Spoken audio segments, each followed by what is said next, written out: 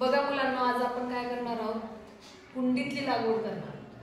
तर कुंडी मग तुमच्याकडे आता आहे का नाही मला माहित नाही घरी.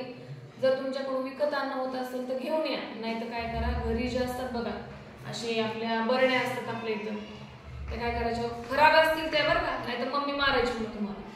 त्यावरून काय करायचं, कट करायच्या. अशी कट करून आणली की नाही तशा कट करायच्या, किंवा तेलाचे डबे असतात बघा, ते सुद्धा कट केले तरी चालतील. आणि छान छोटे छोटे आपण भाज्याला, छोट्या छोट्या कुंड्यामध्ये भाज्या लावू शकतो. त्याच्यानंतर सुंदर दिसणारे फुलं असतात छोटे छोटे, ते पण घरी लावू शकतो. औषधी वनस्पती पण लावू शकतो. बघा कुंडीची लागवड कशी करायची. काय करायचं, एक आपण असा डब्बा घ्यायचा, कुठलाही घ्या. काय करायचं, सुरुवातीचा एक थर काय करायचं, आपल्याला काय लागतं बघा साहित्य, कुठल्याही प्रकारचे रोप आणले. आपण सुंदर दिसणारे छोटे छोटे फुलांचे रोप आणले ना, इथं आपण कोरफड लावू शकतो, तुळस लावू शकतो. त्याच्यानंतर मेथीची भाजी पण असं टाकू शकतो, नाहीतर मग पालक, कांद्याची पात असं पण काय करू शकतो, कुंडीत लावू शकतो. बटाटे पण लावतात ना. ज्यांच्याकडं अंगणामध्ये जर जागा नसेल तर शहरामध्ये काय करतात माहिती का, छतावरच मोठी बाग करतात. मोठे मोठे ड्रम मध्ये मोठे झाड लावतात, लिंबूचं झाड लावतात, संत्र्याचं झाड लावतात. आपण कुंडीत लागवड बघूया आज. काय करायचं, अशी कुंडी घ्यायची, हे आपण डब्बा घेतलाय, त्याच्यामध्ये काय करायचं, सुरुवातीला बारीक वाळूचा थर टाकायचा. टाकला, तो टाकल्यानंतर दुसरा थर कशाचा राहणार आहे, काळ्या मातीचा. तुम्ही शेतातून आणा, आजूबाजूला घरातले असं, अशा पद्धतीनं काय करायचं, माती टाकायचं दुसरा थर.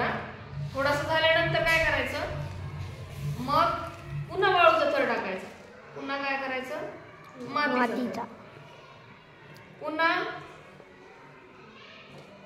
वाळूचा थर, पुन्हा मातीचा थर. अशा पद्धतीनं काय करायची, आपली कुंडी भरायची. जर तुमच्याकडं जुनं शेणखत असेल तर ते थोडंसं टाकायचं, मग त्याने झाडं छान येते. नाही तर मग आपल्या इथं खंडोबाचं मंदिर आहे बघा, तिथं ते नारळ लय फुटतात की नाही, त्याचं ते नारळाचे जे शेंडे असतात त्यातून जर आपण अशी बारीक पावडर काढली, ती जर टाकली झाडाला, तर झाडाला ते खतासारखं असते, खूप छान झाडं येते. अशा पद्धतीने आपण ही कुंडी आपली तयार झाली. मग काय करायचं, हे असं झाड याच्यामध्ये लावायचे छोटे छोटे. ते पुन्हा काही दिवसांनी काय होतं, महिनाभरातच त्याला फुलं यायला लागतात आणि मग सुंदर अशी कुंडी दिसते. मग तुम्हाला तर सांगितलं मी, भाज्या लावू शकतात, कोरफड पण लावू शकतात. कोरफडचा उपयोग काय बरं,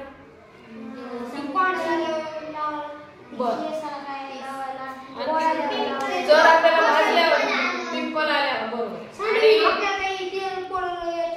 बरं, आता सगळ्यांच्या दाराच्या समोर हे असते बघा, तुळस का लावतात बरं, आपल्याला देवी मानलं जातं. मग त्याच्यापासून ते वैज्ञानिक कारण आहे, बरोबर आहे. ऑक्सिजन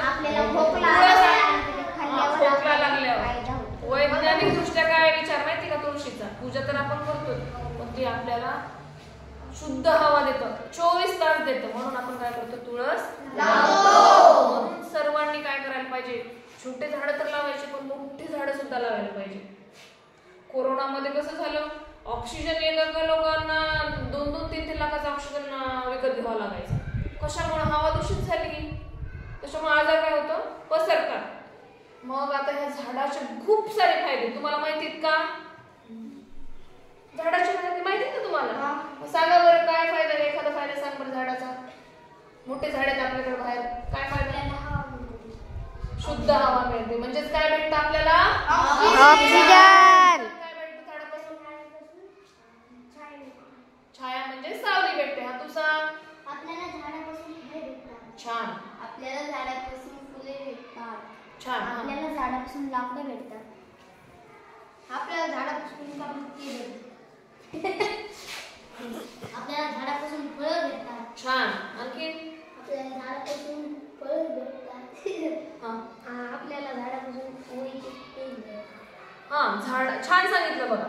झाडापासून आपण काय करू शकतो, हे जे कागद आहेत ते झाडाच्या पाल्या पाचोळ्यापासून, आणि ऊस माहिती तुम्हाला, ऊसापासून काय बनते, त्याच्या चुट्यापासून काय केलं जातं, हे पानं बनवले जाते. असं खूप छान. जर आपण जगू का नाही, म्हणून प्रत्येकानं काय करायला पाहिजे, एक तरी झाड लावायला पाहिजे.